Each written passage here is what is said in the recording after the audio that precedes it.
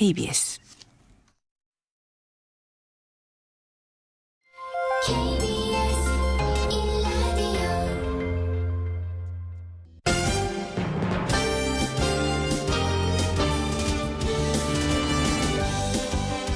KBS 1라디오 신사원의 오늘 세계는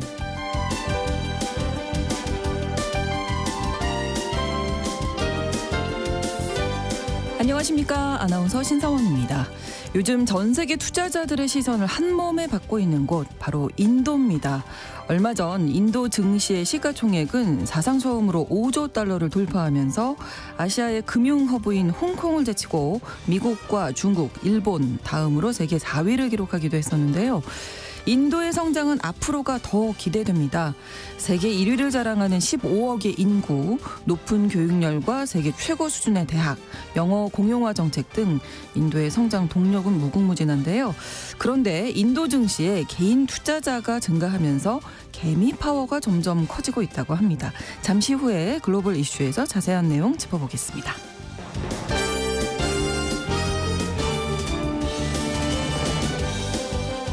오늘 주목할 국제사회 뉴스는 헤드라인 뉴스와 키워드로 정리해드립니다. 통신원 취재수첩에서는 다음 달 새로운 국왕의 대관식을 앞두고 있는 말레이시아로 가봅니다. 세계에서 가장 독특한 왕정제도를 운영하고 있는 말레이시아는 국왕이 5년마다 바뀌는데요. 누가 어떻게 국왕이 되고 맡은 역할은 무엇인지 자세히 전해드리겠습니다. 6월 20일 목요일 KBS 1라디오 신사원의 오늘 세계는 시작합니다.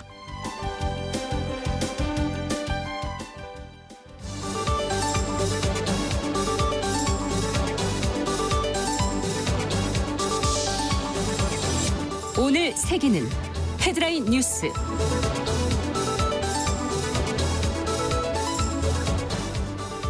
북한과 러시아가 포괄적 전략 동반자 협정을 체결했습니다. 북한과 러시아가 19일 블라디미르 푸틴 러시아 대통령의 방북을 계기로 정상회담을 갖고 유사시 상호 지원한다는 규정이 포함된 포괄적 전략 동반자 협정을 체결했습니다. 푸틴 대통령은 협정 당사국 중 한 나라가 공격을 받을 경우 상호 지원을 제공한다고 밝혔습니다만 상호 지원과 관련해서 구체적인 내용은 언급하지 않았습니다. 한편 외신들은 이번 협정이 1991년 소련 붕괴 이후 양국 간 가장 강력한 관계를 나타내는 것일 수 있다고 전했습니다.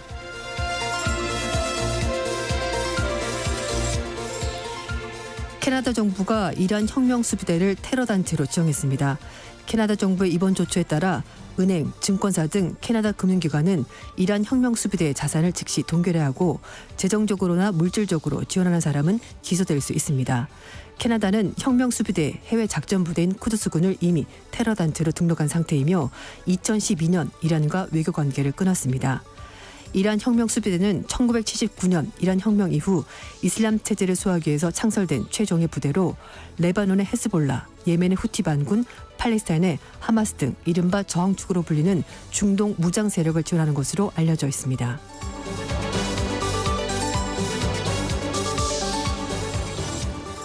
전 세계적으로 매일 5세 미만 어린이 2천여 명이 대기오염으로 숨졌다는 연구 결과가 나왔습니다. 미국의 비영리 민간 환경보호단체인 보건영양연구소, 보건계측평가연구소 그리고 유엔 아동기금이 참여한 보고서에 따르면 2021년 대기오염에 장기가 노출돼 사망에 이른 사람은 총 810만 명으로 집계됐습니다. 특히 어린이 사망자가 급증 추세인데요. 2021년 대기오염으로 숨진 5세 미만 아동은 전 세계에서 71만 9천여 명으로 같은 연령대 전체 사망자의 15%를 차지했습니다. 대기오염은 영양실조에 이어서 두 번째로 위험한 아동 사망 원인으로 빈곤 국가 어린이들에게 최대 피해를 안기는 등 환경 불평등도 악화시키는 것으로 나타났습니다.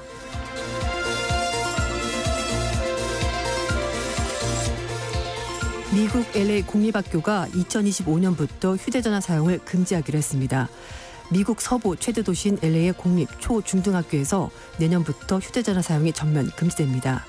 LA 교육위원회는 현지 시각으로 18일 LA 통합교육부 관할 공립학교에서 학생들의 휴대전화 이용을 전면 금지하는 결의안을 채택했는데요. 결의안은 내년 1월부터 발효돼 교육 현장에서 적용됩니다. LA 교육위원회는 휴대전화가 학습을 방해하고 학생들에게 불안감을 유발하며 사이버 괴롭힘을 야기한다고 지적했습니다. 한편 캘리포니아주 정부도 학교 내 휴대전화 이용 제한 또는 금지 정책을 검토하고 있습니다.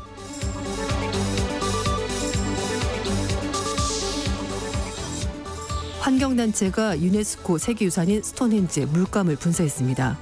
화석연료 퇴출을 주장하는 환경단체가 세간의 이목을 끌기 위해서 유네스코 세계유산인 영국의 관광명소 스톤헨지에 물감을 분사하다가 경찰에 체포됐습니다.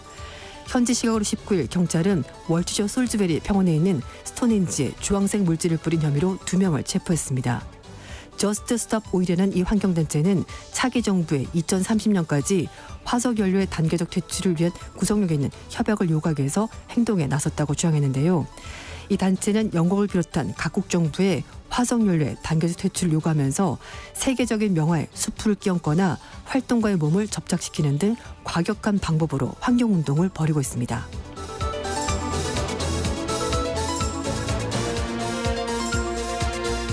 오늘의 헤드라인 뉴스 외신캐스터 조윤주 씨가 전해주셨습니다. 이번에는 키워드로 정리한 국제사회 뉴스를 함께 살펴볼 텐데요. 자, 오늘의 첫 번째 키워드, 너에겐 내가 있잖아. 네. 긴밀한 관계가 됐군요. 연인 사이? 이렇게 생각할 수 있을 것 같은데 네. 북한과 러시아 관계입니다. 네. 포괄적 전략 동반자 조약 체결하면서 이제 북한이 러시아의 새로운 친구가 됐다고 영국의 BBC가 전했는데요. 네. 이 포괄적 전략 동반자 조약의 핵심은 한쪽이 공격을 받았을 때 상호 지원하는 조약이 핵심 사항입니다. 냉전 종식 이후 체결된 양국 간의 조약 공동선언 중 가장 높은 수위의 군사 협력을 제도했다라고 외신들이 평가를 하고 있는데 네. 김 위원장은 북한과 러시아의 관계가 동맹으로 격상됐다고 규정했고요. 푸틴 대통령은 군사기술 거래 협력도 배제하지 않겠다라는 입장을 밝혔습니다. 김 위원장과 푸틴 대통령의 공동 발표가 어제 이례적으로 생중계까지 됐었는데요. 네. 양국의 밀착 행보를 대내외적으로 과시하려는 그런 행보인 것으로 보입니다. 두 정상이 회담을 계기로 해서 체결한 이 조약은 기존의 양국 간의 조약 공동선언을 대체하게 될 것 같습니다. 네, 뭐 상호 지원이 어떤 내용인지 뭐 구체적으로 나오지는 않았지만 네. 다들 이제 군사적 협력이 될 가능성이 높다 이렇게 보고 있는 거죠. 네, 맞습니다. 이 두 정상의 공동 언론 발표에서 말씀하신 것처럼 조약의 구체적 내용은 공개되지 않았습니다만 방점은 두 나라 간의 군사 협력에 찍혔다라고 뭐 대부분 그렇게 평가를 하고 있습니다. 이날 체결된 조약은 2000년 북러 공동선언에서 군사 협력 수위를 한층 높인 것으로 평가가 되고 있는데요. 평양선언에서는 양국에 대한 침략 위협에 조성되거나 평화, 안전에 위협을 주는 상황이 조성이 된다면 지체 없이 서로 접촉할 용의를 표시한다라고 돼 있었습니다.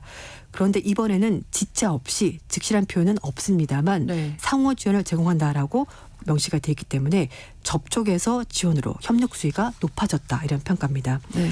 그리고 회담을 앞두고 전문가들 사이에서 북한과 러시아가 국제사회 의식에서 뭐 군사 개입까지 논의하기가 쉽지 않을 거란 전망이 많았지만 그러나 결국은 좀 이쪽 부분에 좀 더 힘이 실린 거다라는 얘기가 나오고 있는데요. 푸틴 대통령은 정치적 동기에 따른 제재에 맞설 것이라면서 미국이 주도하는 유엔 안전보장이사회 대북 제재가 개정이 될 필요가 있다 이렇게까지 말했습니다. 네. 양국은 그동안에 대외적으로 군사협력 사실을 부인해왔습니다만 푸틴 대통령이 이번에 북한과 군사기술 협력에 있어서 진전을 배제하지 않을 것이다라고 말하면서 사실 군사협력을 기정사실화했다 이렇게 볼 수 있을 것 같습니다. 그렇습니다. 다음 키워드로 넘어갈까요? 목숨을 걸고라도 지켜야 하는 의무. 네. 지금 이슬람 최고 성지 사우디아라비아 메카에서 정기 성지순례인 하지가 지금 진행이 되고 있는데요. 네. 지금까지 무려 550명 사망했다는 집계 결과가 나왔습니다. 네. 대부분 사람들이 폭염 때문에 온열 질환으로 사망했다고 하는데요. 14일부터 하지가 시작됐고 지금까지 이집트인은 최소 323명, 요르단인이 최소 60명 사망하면서 적어도 550명이 사망했다고 합니다. 네. 이외에도 뭐 세네갈, 이란, 인도네시아, 튀니지 국적의 사람들도 목숨을 잃었다고 하는데요. 메카 인근에 있는 병원의 영안실 현황을 집계한 사망자 결과라고 합니다. 숨진 순례객들 대부분은 온열 질환 때문에 사망했다고 하는데요.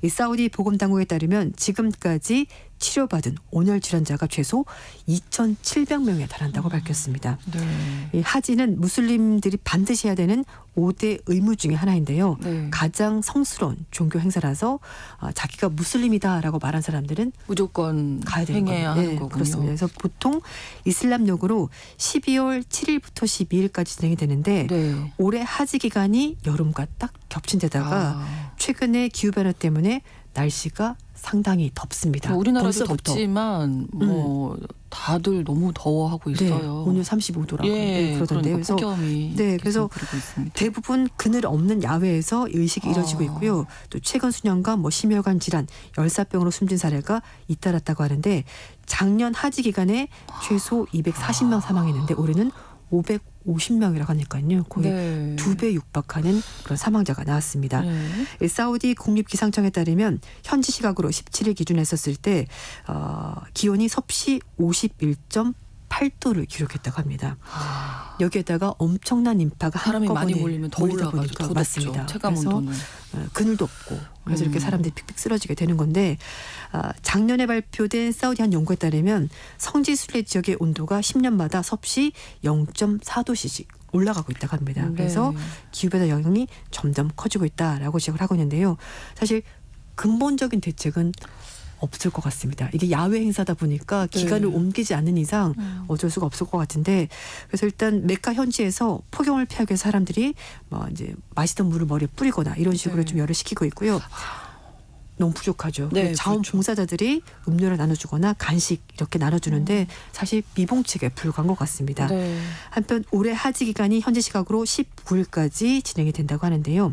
사우디 당국에 따르면 지금까지 180만 명의 순례자가 성지를 찾았다고 하는데요. 이 중에서 160만 명이 해외에서 온 순례객들이라고 합니다. 네, 매년 반복된다고 하니까 더 네. 그 수가 증가하고 있어서 뭔가 그늘을 만들든지 이런 네. 대책이 필요하지 않을까. 근데 면적이 워낙 넓다 보니까 그것도 어렵겠죠. 그렇죠. 네. 예, 그렇습니다. 근데 화경이 바뀌니까 물론 그 종교인으로서 자신의 의무를 지키는 것도 매우 중요한데 네네. 지금 환경이 바뀌는 상황이고 당국에서도 좀 뭔가 근본적인 대책을 고민을 좀 해봐야 되지 않을까 싶습니다. 그렇습니다. 자, 다음 키워드. 이젠 남녀가 아니라 두 개인이다. 네. 태국이 대만, 네팔 이어서 아시아에서 세 번째로 동성 결혼을 합법한 나라가 됐습니다. 네. 전 세계적으로 약 40개 국가가 동성 결혼을 허용하고 있다고 하는데요. 18일 날 태국 상원이 찬성 130표, 반대 3표로 동성 결혼을 합법화하는 법안을 압도적인 표차로 통과시켰습니다. 네. 왕실 승인을 받은 법은 120일 뒤에 발효가 된다고 하는데요.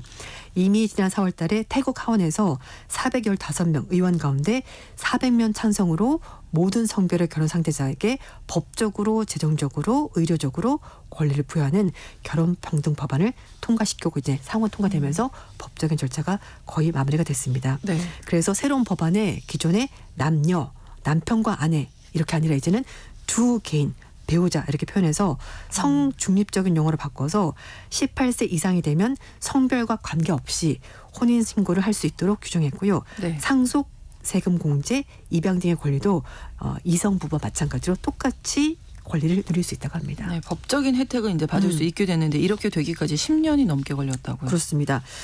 태국에서 동성결혼 허용 법안은 2001년에 발의가 됐었는데요. 네. 탁신 친다와 당시 총리 그리고 정치권에서 반대가 있었습니다. 그러다가 프레어 찬우찬 총리가 집권하던 2019년 다시 법안이 제출됐고 작년 5월달 총선 앞두고 의회가 해산되면서 이게 다시 폐기가 됐습니다. 그러다가 작년에 총선을 통해 집권한 집권당의 퍼타이당이 동성결혼 허용을 주요 공약 가운데 하나로 내세우면서 네. 이게 좀 더 진도가 빨리 나갔고요. 그래서 타이신 총리도 역시 이 법안 지지하면서 무지개색 셔츠를 입고 성소수자 행진에 참여한 적도 있었다고 합니다. 현지 매체들은 이번 법안 통과는 인권과 성평등 증진에 있어서 태국의 주도력을 잘 보여준 기념비적인 전진이다 이렇게 긍정적으로 평가했습니다만 그러나 늘 반대의 목소리가 있습니다. 그렇죠. 기존의 가족 제도가 완전히 무너질 거라면서 반대하는 쪽도 있었습니다. 한편 이번 달 초에 법안 통과를 촉구하면서 방콕거리 행진을 벌였던 수천 명의 사람들이 이번 이제 법안 통과되기 위해서 환영 입장을 밝혔고요. 또 동성결혼 합법화 지지 입장을 밝혔었던 타이신 총리 역시 이날 정부청사를 개방하고 축하 행사까지 열었다고 합니다.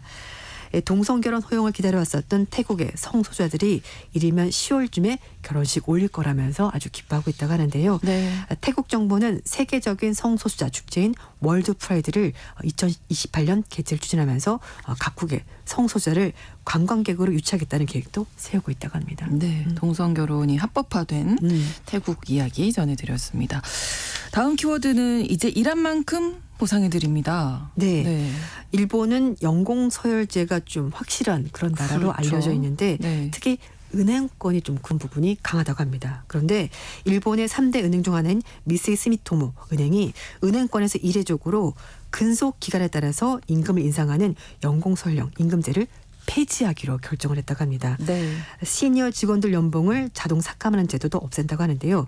결론은 나이에 상관없이 성과에 따라서 일만 잘하면은 급여를 상당히 많이 받을 수 있다고 합니다. 네. 은행 측은 2026년 1월 달부터 연차 대신에 능력에 따라서 급여를 지급하는 구조로 인사제도를 전면 개편한다고 밝혔는데 니혼게전신문은 연공설령 임금 체계가 강했던 은행권도 글로벌 스탠다드에 맞춰서 역할과 능력을 중심으로 하는 보상 체계로 바뀌면서 좀 상징적인 의미가 있다 이렇게 분석을 했습니다. 네. 자, 이러면 이제 구체적으로 생각을 이렇게 해보면 네. 상사보다 더 급여를 많이 받는 부하 직원도 생기겠다. 그럴 수 있죠. 예, 이런 생각이 그래서 아마 먼저 이제 드네요. 이거 사실은 그럼 개인적으로 네. 자신이 얼마 받는지를 인사팀에서 알려주면 안 될 것 같습니다. 뭐 능력 따라서 받는다고는 하지만 그래도 네. 알면은 기분이 그렇게 좋지는. 열심히 일해야죠. 그러니까. 예, 알겠습니다. 열심히 일하겠습니다. 능력에 따라니까. 그래서 이게 시행이 되면 20대 직원도 능력에 따라서 우리 돈으로 뭐 1억 8천만 원, 2천만 원까지 받을 수 있다고 하고요. 네. 은행 외에도 대기업이나 외국의 기업들은 동종 직무 급여를 참고로 해서 연봉을 결정하는 그런 구조를 도입을 한다고 합니다. 사실 뭐 IT 분야가 요즘은 급여가 높기로 유명하고 또 우리나라도 그런데요. 그래서 IT 분야 등의 전문 인력은 5천만 원 돈으로 4억 5천만 원까지 연봉을 받을 수가 있다고 합니다. 네. 그리고 또 하나는 중장년 직원들의 처우도 개선한다고 하는데요. 지금은 51세부터 그러니까 주요 관리직을 제외하고 일률적으로 급여를 삭감했습니다. 그러니까 일종의 임금 피크제가 되는 네. 건데 2026년부터 이 제도를 폐지한다고 하고요. 51세 이후에도 실적에 따라서 능력이 좋다면은 급여가 오를 수도 있고 승진도 가능하고요. 네. 또 일방적으로 전건 제도가 있었는데 이것도 고치기로 했다고 합니다. 어. 이사를 해야 되는 경우에 전건 여부를 직원들이 선택할 수가 있게 되는데 가족 사정 때문에 이사를 희망하지 않는다고 신고를 하면 근무지를 옮기지 않아도 되고요. 또 어쩔 수 없이 이사를 가게 된다면은 전근 기간 중에는 최대 200만 원의 추가 수당도 은행 측에서 준다고 합니다. 네. 은행 측은 인사제도 개혁에 나선 것이 인재 확보의 경쟁이 점점 치열해지고 있기 때문이다라고 설명했다고 하는데요. 네. 직무에 따라서 보수가 결정되는 외국계 금융회사는 급여 수준이 일본 국내 회사보다 높다고 하고요. 그렇겠죠. 그리고 또 네. IT 업계에서는 젊은 나이도 높은 직급도 가지고 급여를 받기 때문에 이쪽으로 이동하는 경우도 있기 때문에 은행에서 인재 확보 차원에서 급여 체계를 바꾼다고 합니다. 네, 뭔가 변화를 시도하고 있는 일본 은행권의 모습이네요. 맞습니다. 다음 키워드는 현대판 노예하고 물음표 하셨는데 네. 어, 요즘에도 이런 일이 벌어지나 싶을 깜짝 놀랄 만한 뉴스가 BBC에 나왔는데요. 네. 영국 최대 부호로 알려진 힌두자 그룹의 가족들이 노동 착취, 인신매매 등의 혐의로 스위스 검찰에 기소가 됐다고 합니다. 네. 이 사람들은 스위스 제네바 부촌에 있는 그 별장에서 가사 도우미를 고용했다고 하는데요. 네. 하루에 18시간 일을 시키고 네. 일당을 $8 줬습니다. 우리 돈으로 11,000원 정도 줬다고 하는데요. 그래서 제가 좀 찾아봤습니다. 영국의 최저임금은 얼마일까? 네. 우리 돈으로 1시간에 네. 18,500원이었습니다. 오. 그러니까 하루 종일 일 시키고 11,000원. 그러니까 시간당 최저임금도 안 줬다는 주는 건데 거네요. 거기에다가 이 가사 도우미 여건을 압수해서 가족 허락 없이는 집 밖으로 나가지 못하도록 했다고 합니다. 재판에 넘겨진 사람이 4명인데요. 스위스 검찰은 프라카시 힌두자 그룹의 유럽 회장과 그의 아내에게 각각 징역 5년 6개월, 아들인 아제 힌두자 부부에게는 각각 4년 6개월을 구형했다고 하는데요. 여기에다가 법적 비용으로 100만 스위스 프랑, 우리 돈으로 15억 5천만 원, 그리고 직원 보상 자금으로 350만 스위스 프랑, 우리 돈으로 52억 5천만 원을 지급하라, 이렇게 판결했다고 합니다. 네. 더 충격적인 것은 조사 과정에서 나온 얘기인데요. 이 공판에서 이들 가족이 반려견에게 연간 $10,000, 우리 돈으로 1,300만 원 정도 썼다고 하는데, 그래서 이제 검찰이 반려견에게 이 정도 돈 쓰는데 가사 도우미에게 하루에 우리 돈으로 11,000원 정도 줬다. 이제 이걸 비교를 했다는 거죠. 네. 힌두자 가족 측 변호사는 저임금 고용 주장에 대해서 구체적으로 부인하지 않았습니다만 직원들이 무료로 숙식을 제공받고 있는 상황이기 때문에 그걸 고려할 필요가 있다라고 주장을 했고요. 아울러서 가사도우미의 장기간 근무와 관련해서 가족들과 시간을 보내는 것은 실제 근무 시간에 포함되지 않는다 이렇게 변명을. 우리 가족들하고 같이 시간을 보냈다. 보니까 그래서 이제 그거는 근무가 아니다. 그렇다고 하지만 제가 말씀한 것처럼 1시간에 18,500원 지급하는데 그거 따지더라도 그렇죠. 낮은 지급을 네, 돈을 준 거죠. 그래서 근데 힌두자 그룹이 여기가 영국에서 3년 연속 최고 부자 순위를 유지할 정도로 정말 어마어마한 그룹인데요. 영국에서 금융, IT, 부동산 등 수십 개 분야에서 사업체를 가지고 있고 순자산이 우연으로 65조 원 이상을 가지고 있는 그룹이라고 합니다. 근데 이들 가족이 노동착취 등 혐의로 피소된 것이 6년 전의 일인데요. 네. 민사 사건 관련해서는 직원들과 합의했다고 하는데 형사 재판은 아직까지 진행 중이라고 합니다. 그렇군요. 예. 자, 한 가지만 더 알아볼 거예요. 단순 대화를 넘어선 상호작용 역시 또 AI 이야기가 아닐까 싶은데요. 맞습니다.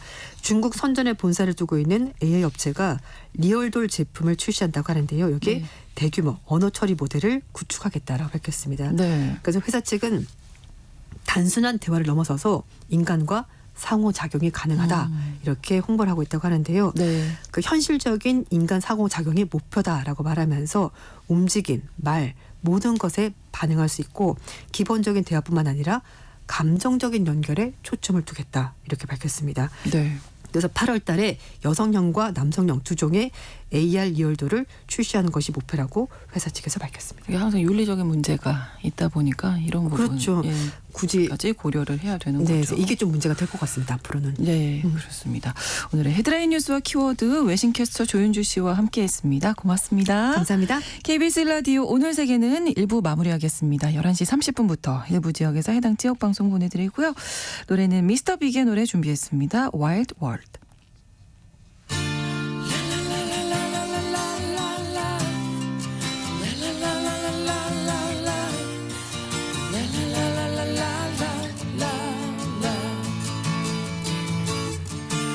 Now that I've lost everything to you, you say you wanna start something new, and it's breaking my heart you're leaving.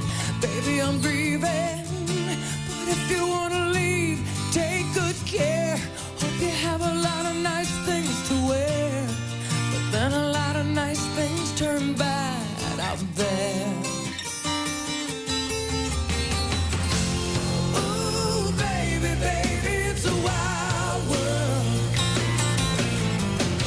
It's hard to get by just upon a smile. Ooh, baby, baby, it's a wild world. I always remember you like a child girl. You know I've seen a lot of what the world can do, and it's breaking my heart in two, 'cause I never wanna see you sad, girl. Don't be a bad girl. But if you wanna leave, take good care. Hope you make a lot of nice friends out there. But just remember there's a lot of bad everywhere. Beware. Ooh, baby, baby, it's a wild world. It's hard to get by just upon a smile. Ooh, baby, baby, it's a wild world. And I'll always remember you like a child girl. Yeah.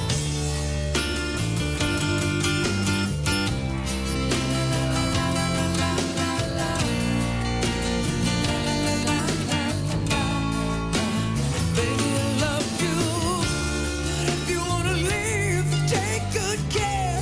Hope you make a lot of nice friends out there, but just remember there's a lot of bad everywhere.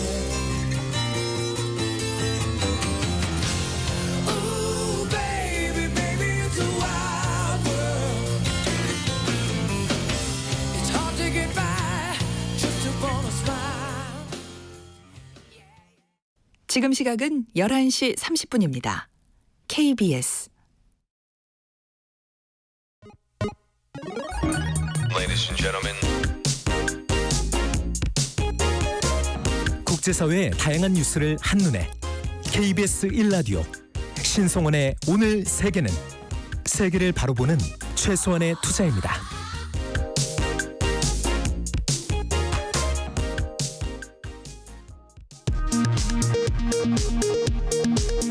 이 시각 라디오 정보센터 뉴스입니다.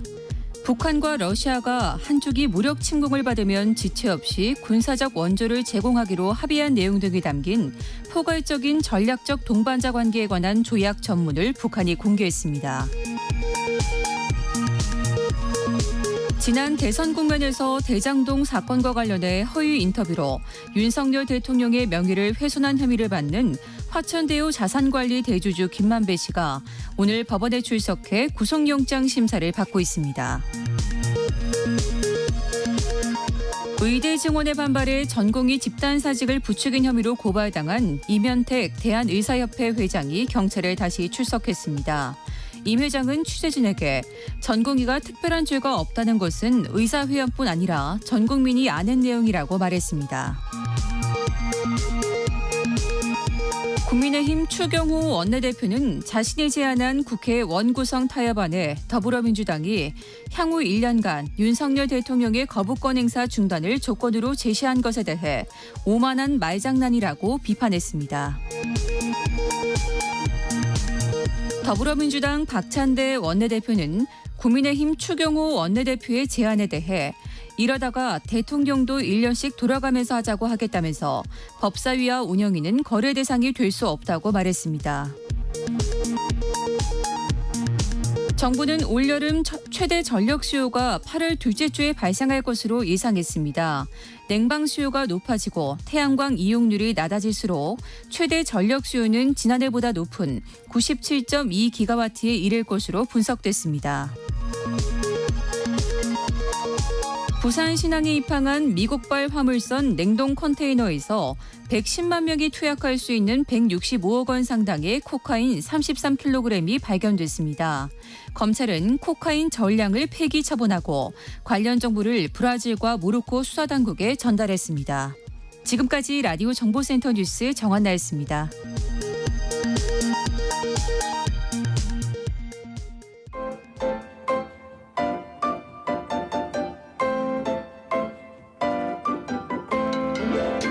통신원 취재 수첩.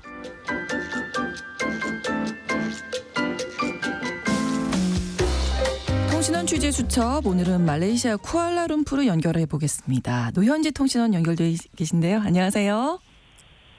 안녕하세요. 네, 말레이시아 이제 한 달 뒤에 새로운 국왕이 대관식이 확정됐는데 사실 이 말레이시아 왕실이 아주 독특한 순환 임기제 방식이라고요. 어떤 건지 좀 설명해 주시죠. 네, 세계에서 가장 독특한 왕정 제도를 운영하고 있는 말레이시아는 국왕이 5년마다 바뀌게 됩니다. 네. 양기 페르투안 아공이 국왕을 부르는 정식 명칭이며 주인이신 분이라는 뜻을 갖고 있는데요. 말레이시아는 원래 이 지역이 9개의 술탄국으로 이루어졌다가 영국의 식민 지배하에 놓이게 되고 이후 1957년 독립과 함께 연방을 구성해 근대적인 개념의 나라를 건국했습니다. 이때부터 영국의 정치 체제를 본따 입헌 군주제를 유지하고 있으며 국왕은 상징적인 존재로 추대하기 위해 기존 9개 술탄국의 술탄들이 5년씩 돌아가면서 국왕의 자리에 오르는 것이죠. 이런 순환 국왕 제도는 통치자 회의를 통해 다음 국왕을 선출하는 것이 관례지만 대체로 연장자 순서에 맞춰 돌아가는 것이 비공식적인 합의라고 볼 수 있습니다. 네, 그럼 말레이시아 국왕이 어떤 역할을 실제로 하게 되는 건가요? 네, 왕은 입헌 군주제의 개념을 바탕으로 통치해 국가 최고 권력을 헌법으로 보장하는데요. 연방헌법 40조에 따라 내각 또는 내각의 대표자인 총리의 의견을 수렴해야 합니다만 영국과 마찬가지로 실질적인 통치권은 없습니다. 입법적 권력에서 국회는 국왕, 대완 라크얏이라 불리는 하원과 대완 네가라 상원의 3대 요소로 이루어지며 국왕의 서명이 없이는 국회 안건이 통과될 수 없는데요. 네. 역사상 이를 이용해 정치적으로 행사한 적은 거의 없고 상징적인 존재로만 지내오다 이 바로 직전 국왕인 16대 술탄 압둘라 국왕이 코로나 팬데믹을 이유로 마하티르 총리의 해임안을 받아들여 별도의 선거 없이 국왕의 천거만으로 무히딘 야신 총리를 세운 것은 굉장히 예외적인 경우로 남아 있습니다. 네. 이 말레이시아 국왕들 중에서는 뭐 임기를 채우지 못한 국왕도 있었고 2번이나 왕요 루왕도 있다면서요? 네, 지금까지 말레이시아는 1957년 독립 이후 16명의 왕이 있었는데요. 네. 지금이 17대 왕이지만 압둘 할림 국왕이 2번에 걸쳐 역임했기 때문입니다. 영국 옥스퍼드 대학을 졸업하고 1958년 말레이시아 케다주의 술탄이었던 압둘 할림 전 국왕은 1970년에서 1975년과 2011년에서 2016년 이렇게 2차례에 걸쳐 말레이시아 국왕 자리에 올랐는데요. 네. 왕좌에서 내려온 바로 다음 해에 향년 89세의 나이로 유명을 달리했습니다. 이렇게 2번 국왕이 된 경우는 압둘 할림 술탄이 유일하고요. 네. 중도에 퇴위한 유일한 사례도 있었습니다. 말레이시아 15대 국왕 술탄 무하마드 5세는 공식 임기 5년을 채우지 못하고 2년 만에 권좌에서 내려와야 했는데요. 예. 2016년 12월 즉위한 무하마드 5세의 퇴임 이유는 공식적으로 공개되지 않고 퇴임 선언을 하며 마무리됐습니다. 네, 이게 공식적으로는 이제 퇴임 사유가 나오지 않았지만 뭐 사생활 때문에 많은 무리를 빚었었다면서요? 네, 당시 세계적으로 조금 화제를 모았듯이 무하마드 5세는 왕실의 규정을 무시하고 공무 중에 2개월간 병가를 낸 뒤 미스 모스크바 출신의 모델 옥사나 보예보디나와 비공개 결혼식을 올린 것으로 알려졌었죠. 네. 말레이시아 국왕이 휴가를 내려면 미리 목적을 공개해야 하는데 무하마드 5세는 이런 규정을 지키지 않았고 직무를 소홀히 했다는 비판을 받으며 사퇴 압박을 받았었다고 합니다. 무하마드 5세는 2004년 태국 빠다니주의 무슬림 왕족 후손과 결혼했지만 4년 만에 이혼한 전력이 있었는데요. 문제는 왕좌를 벌인 이 세기의 사랑 같았지만 네. 퇴위 이후 얼마 안 가 바로 이 모델과 또 이혼을 했습니다.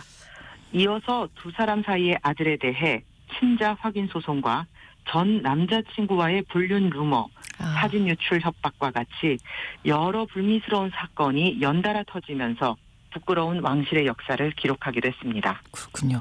이제 앞으로 5년 동안 통치를 하게 될 17대 국왕 어떤 인물입니까? 네, 올해부터 본격적으로 통치에 들어간 술탄 이브라임 이브니 알 마르훔 술탄 이스칸다르 국왕은 말레이시아에서 가장 영향력 있고 싱가포르 영토의 실질적 주인이던 조호르주의 5번째 술탄이었습니다. 네. 1958년 11월 22일 출생해 2010년부터 조호르주의 군주 자리에 올랐는데요. 독특하게도 어머니는 영국 출신의 여성으로 아버지인 술탄 이스칸다르가 영국에서 공부할 때 만나 이슬람교로 개종하고 결혼했습니다. 네. 그러나 1962년 이혼하고 다시 영국으로 돌아가 정착한 것으로 알려졌는데요. 네. 이후 이스칸다르 국왕은 호주 시드니에서 중고등학교를 보내고 말레이시아로 돌아와 코타팅기의 군사학교에 들어갑니다. 이어서 미국에서 군사 수업을 받는 등 말레이시아에서 고등교육을 받지 않은 유일한 술탄이 되는데요. 네. 그럼에도 종교적 절제를 옹호하는 것으로 유명하며 말레이시아 이슬람 문화의 아랍화를 비판하고 있습니다. 개인적으로는 개성도 아주 강하고 여러 가지 또 논란이 되는 부분도 있다면서요? 네, 자동차와 오토바이를 수집하는 것으로 유명한데요. 네. 조호르주의 10개 지역을 순회하며 자신의 할리데이비슨 오토바이를 개조해 국기 색깔로 칠하고 호위하는 수십 명의 호송대를 끌고 다니는 것을 즐겨합니다. 네. 그의 조호르주 통치 기간 동안 이슬람 교도들의 금요 기도를 위해 주말이 토일이 아닌 금토로 바꾼 것은 아직도 회자되는 일인데요. 오. 여전히 민간에서는 세계적인 흐름대로 토일을 주말로 하고 네. 공공기관이 금토를 주말로 지키고 있어서 종종 혼란을 불러오고 있습니다. 이전에도 1980년대 나이트클럽에서 시비 끝에 상대를 총으로 쏴서 죽인 혐의로 유죄 판결을 받았지만 즉시 사면됐고 네. 2건의 폭행 사건에 연루되었던 점, 그리고 2005년 왕족인 야스민 공녀를 폭행한 혐의와 왕실 결혼식에서 골프채를 휘두른 일련의 사건들이 있어서 아이고, 네. 이번에 새로 취임한 국왕을 향한 우려의 시선이 존재하고 있습니다. 그러네요. 근데 대관식 날짜가 지금 정해진 거죠? 취임은 했고. 네, 그렇습니다. 이미 5년의 임기가 올해 1월 취임하며 시작됐지만 아직까지 대관식은 열지 않았었습니다. 네. 이제 왕좌에 오른 지 거의 반년이 지나고 드디어 국왕 대관식 특별위원회 위원장인 하흐미 장관이 회의를 주재한 뒤 7월 20일 이스타나 네가라 왕궁에서 17대 국왕 대관식이 거행될 것이라고 발표했는데요. 네. 총리실은 대관식은 매우 상징적이며 5년에 한 번 정도만 볼 수 있는 행사기에 국왕 즉위식까지 일주일 내내 개최할 수 있는 행사에 대해 언론과 협의하는 등 다양한 활동을 조율 중이라고 밝혔습니다. 네, 오늘 소식 잘 들었습니다. 고맙습니다. 감사합니다. 네, 말레이시아 쿠알라룸푸르에서 노현재 통신원이 전해드렸습니다.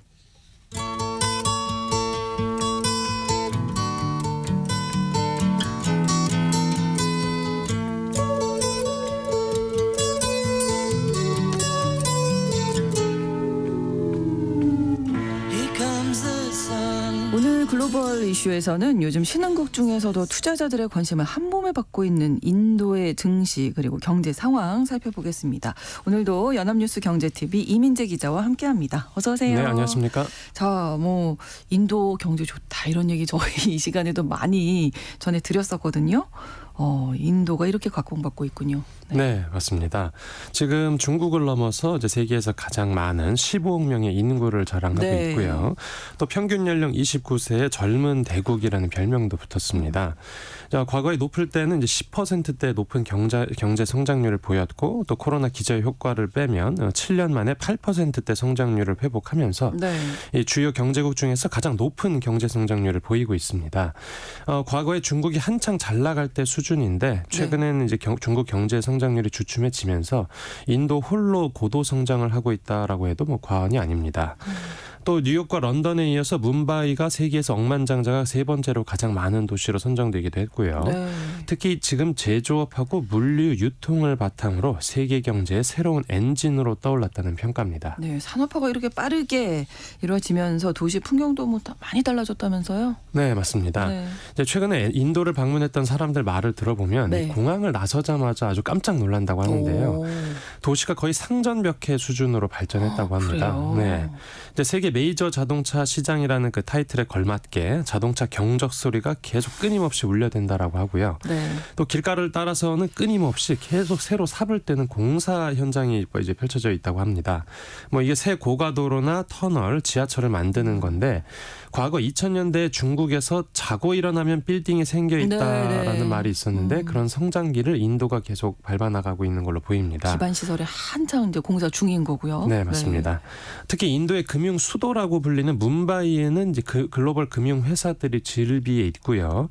인도 현지인하고 이제 각국에서 파견 나간 증권맨들이 뒤섞여서 영어만 들린다고 합니다. 네, 그래서 이제 거기에 현재 네. 나가서 사람들하고 간판만 보면 네. 여기가 대체 월가인지 네. 뭐 뭄바이인지 분간이 안 될 정도라고 합니다. 그렇군요. 아까도 지적을 해주셨지만 중국을 한때 이제 세계 공장이라고 했는데 그 역할을 이제 인도가 대신한다. 이렇게 봐도 되겠네요. 네, 그렇습니다.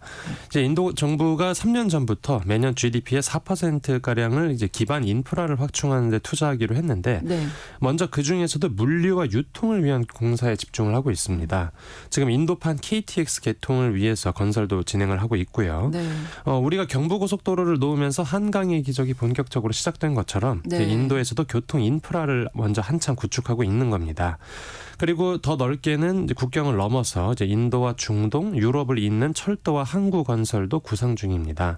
그리고 이런 교통 인프라를 갖춰서 종국에는 글로벌 주요 기업들의 생산 허브를 인도가 맡겠다라는 큰 그림을 그리고 있습니다. 네. 그 목적은 이제 중국이 1대1로에 맞서겠다는 건데, 그러니까 다시 말해 메이드 인 차이나를 메이드 인 인디아로 대체하겠다는 겁니다. 실제로 많은 국가나 기업들이 미중 갈등 때문에 글로벌 공급망을 다변화하려는 수요가 있는데 그렇죠. 지금 인도를 중국의 대학 제한으로 낙점하는 분위기가 있습니다. 예, 그래서 이 제조업 또 물류 성장을 바탕으로 해서 세계 3위의 경제 대국으로 부상할 것이다. 이런 전망도 여기저기서 나오던데요. 네, 그렇습니다. 지금 인도 중앙은행이 예상하는 올해 성장률이 한 연 7% 정도고 또 네. 국제통화기금 IMF는 연 6.5% 성장률을 내다보고 있습니다. 네. IMF의 경우에는 이제 내년 인도 GDP가 4조 3천억 달러, 이제 우리 돈으로 약 6천조 원을 찍으면서 일본을 제치고 세계 경제 규모 4위를 차지할 거라고 전망했고요. 네. 이게 원래 작년에 전망할 때까지만 해도 이제 인도가 2026년도에 일본 GDP를 넘어설 거라고 생각했는데 이번 달 수정 전망치에서 그 역전 시기를 1년 더 앞당긴 겁니다. 또 한 해 더 뒤인 2027년에는 독일까지 제치고 그러니까요. 미국과 중국에 이어서 세계 3위의 경제 대국이 될 거라고 예측했습니다. 네. 특히 인도 이제 자동차 시장이 빠르게 성장하고 있는 거죠. 네, 맞습니다. 가장 주목해야 될 게 자동차 시장인데요. 네. 지금 인도가 중국과 미국에 이어서 이제 세 번째로 큰 자동차 시장으로 급부상했습니다. 지금 인도가 세계 최대 인구 국가로 부상했는데 자동차 승용차 시장 규모가 중국의 20% 그리고 이제 세계 신차 시장의 한 4%나 5% 정도밖에 안 됩니다. 네. 그러니까 승용차 보급 수준이 낮다라는 건 이제 그만큼 미래 잠재 성장성이 아직도 충분히 크다라는 의미입니다. 그렇죠. 네. 네, 특히 그 친환경차 시장이 커진다는 점에 주목해야 되는데요. 이제 중국 자동차 업체들이 전기차에 좀 집중하면서 세계 경쟁 판도를 바꿨는데 이런 점을 이제 인도 자동차 업체들이 벤치마킹하고 있습니다. 대표적으로 인도 자동차 업체인 마힌드라가 전기차 시장을 겨냥해서 앞으로 3년간 14억 4천만 달러, 그러니까 우리 돈으로 약 1조 9,500억 원을 투자하기로 했고요. 네. 지금 인도 정부도 2030년까지 그 전기차 비중을 전체 자동차 판매의 30%까지 확대할 계획을 세우고 어떤 보조금 제도를 손보거나 아니면 전기차 인프라 확대에 나선 상태입니다. 네. 또 요즘 뭐 많이 회자되고 있는 인공지능 분야에서도 주도권을 좀 쥐려는 모습이 보인다고요? 네. 그 재작년에 챗 GPT가 등장하면서 전 세계 인공지능 기술 관련 경쟁이 치열해졌는데요. 네. 미국과 중국뿐만이 아니라 이제 유럽, 중동, 아시아 여러 나라들이 경쟁에 속속 뛰어들었고요. 그렇죠. 당연히 여기 인도도 참전했습니다.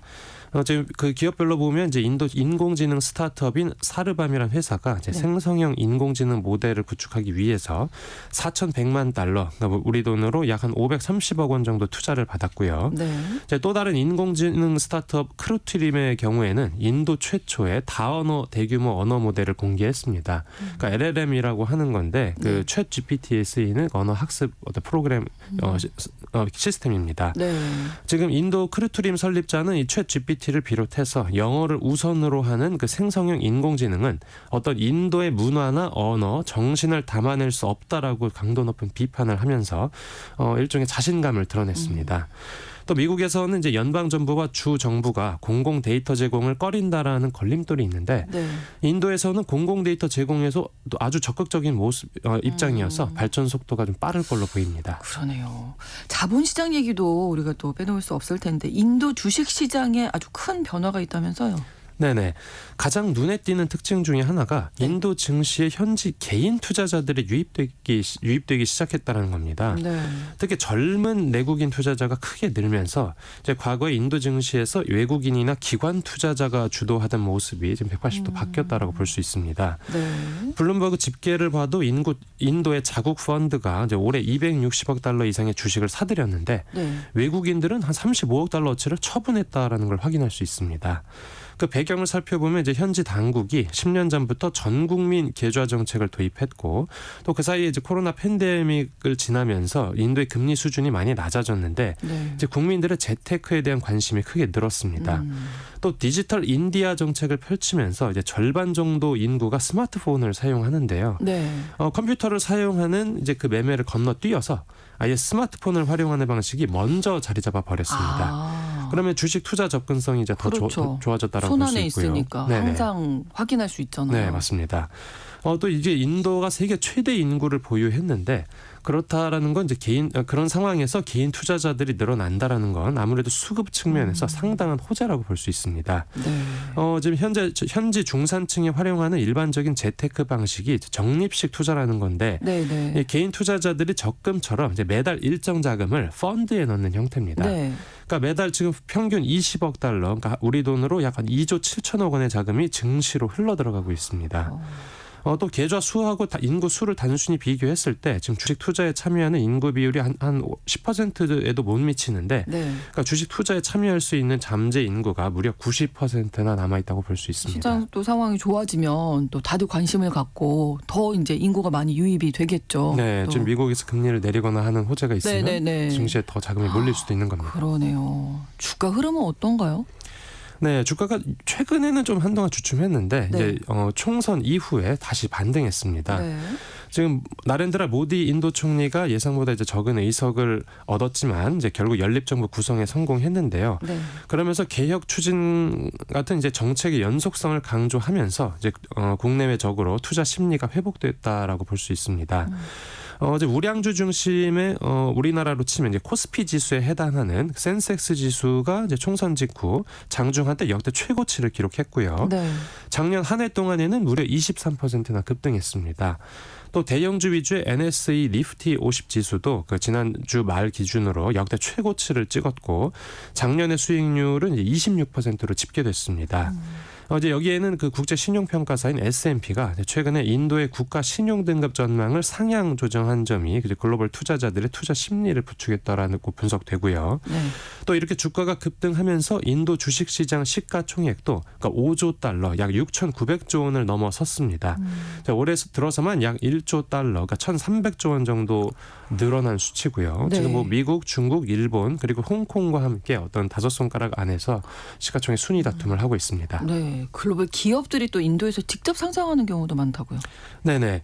이 증시 호황을 누리다 보니까 이제 어떤 기업 공개도 많이 늘어나는 모습입니다. 블룸버그 통신에 따르면 이제 올해 들어 지난달까지 기업들이 인도 증시에서 그 상장 IPO를 통해서 조달한 자금이 1년 전보다 72% 급증했습니다. 네. 지금 그 홍콩과 우리나라 증시를 넘어선 수치고요. 또 지금 최소 10개 이상의 기업이 상장을 통해서 약 그 1억 달러, 그러니까 1,400억 원 넘는 자금 조달을 추진을 하고 있는데 네. 이걸 다 합치면 이제 최소 10억 달러, 그러니까 우리 돈으로 1조 4천억 원이 넘습니다. 이렇게 또 인도 소비 시장이 워낙 크다 보니까 이제 스타트업이 한 번 뜨면 곧바로 기업 가치가 1조 원 넘어가는 그 유니콘 기업이 되는데 네. 이제 이런 기대감을 갖고 해외 기업들이 현지 상장에 관심을 갖는 겁니다. 그러네요. 인도가 급부상하고 있는 모습인데 그 우리나라 기업 가운데서 현대차가 인도 증시에서 상장 절차에 착수했다고요? 네네. 그 현대차 인도 법인이 그러니까 얼마 전에 인도 증권거래위원회에 기업 공개 신청서를 제출했습니다. 네. 그러니까 신주를 발행하지는 않고 기존에 이제 현대차가 갖고 있던 지분의 일부를 시장에 판매하는 공개 매각 방식으로 진행되고요. 네. 매각 규모는 인도 법인 지분 그 17.5%입니다. 이 업계에서는 이번 IPO를 통해서 현대차가 가져갈 돈이 최대 30억 달러, 한화로 약 4조 1천억 원의 자금을 만질 거라고 내다봤습니다. 네. 이게 인도 IPO 사상 역대 최대 규모고요. 또 증권가에서는 이번 IPO를 통해서 현대차 주가가 한 19% 가까운 주가 부양 효과를 누릴 거라고도 예상했습니다. 네. 또 현대차가 지금 인도 전기차 시장을 선점하기 위한 전동화 전략도 펼치고 있는데 이제 올해 하반기에 또 이제 첫 현지에서 생산하는 전기차를 선보일 예정이고요. 그 첸나이 공장에서 전기 SUV 양산을 시작으로 2030년까지 5개 전기차 모델을 투입할 예정이니까 앞으로 네. 상장 이후에도 주가 흐름에도 긍정적으로 작용할 걸로 보입니다. 네, 그 외에도 우리 기업들이 많이 진출을 노리고 있을 텐데 인도가 이렇게 뭔가 경제 대국이 되어 가고 있는 그 과정 중에 있는 거잖아요. 네네. 더 한 단계 도약하기 위해서 해결해야 할 과제가 있다면 어떤 걸까요? 네, 그 나렌드라 모디 총리가 이제 최근 총선에서 승리하면서 세 번째 임기를 시작했는데 네. 그 총선 과정에서 인도를 독립 100주년인 2047년까지 선진국의 반열에 올려놓겠다는 비전을 제시했습니다. 네. 그러니까 지금 아직 개발도상국에 머물러 있는데요. 그렇죠. 그런데 그 선진국의 반열에 들려면 이제 가장 중요한 과제가 있는데 네. 무엇보다 거리에 나와 있는 동물들을 어떻게 할 것인지에 대한 논의가 필요하다는 지적이 나옵니다. 네, 네. 그러니까 특히 도심에서 멀어질수록 그 더 많은 어떤 소나 개들의 분변을 길가에서 이렇게 볼 수 있다라고 하는데, 그렇군요. 네네. 뭐 그러면 당연히 도로가 지저분해져서 미관상으로도 안 좋고요. 네. 위생상으로도 뭐 좋지 않다라는 여론이 나옵니다. 또 이제 소에 말라리아, 매개, 모기가 모여들 수도 있고 개는 이제 광견병을 앓을 수도 있는 건데 네. 인도 당국이 여기에 대해서 몇 가지 대책을 마련했는데 뭐 그렇게 효과가 크지 않았다라고 전해집니다. 또 이제 지금 이제 모디 총리와 또 인도 국민들이 선진국 대열 진입이라는 꿈을 이루기 위해서 어떤 네. 중지를 모아야 할 때라고 생각합니다. 네, 전체적으로 문화적으로 좀 달라질 필요도 있겠다 이런 생각 드네요. 네. 네, 글로벌 이슈 오늘 놀라운 성장세를 보여주고 있는 인도의 경제 또 증시 상황 살펴봤습니다. 연합뉴스 경제TV 이민재 기자와 함께했습니다. 고맙습니다. 네, 감사합니다. 오늘 방송 마무리하면서 엘튼 존의 노래 Goodbye Yellow Brick Road 전해드리겠습니다. KBS 라디오 신성원의 오늘 세계는 내일 오전 11시 5분에 다시 뵙겠습니다. 고맙습니다. When are you gonna come?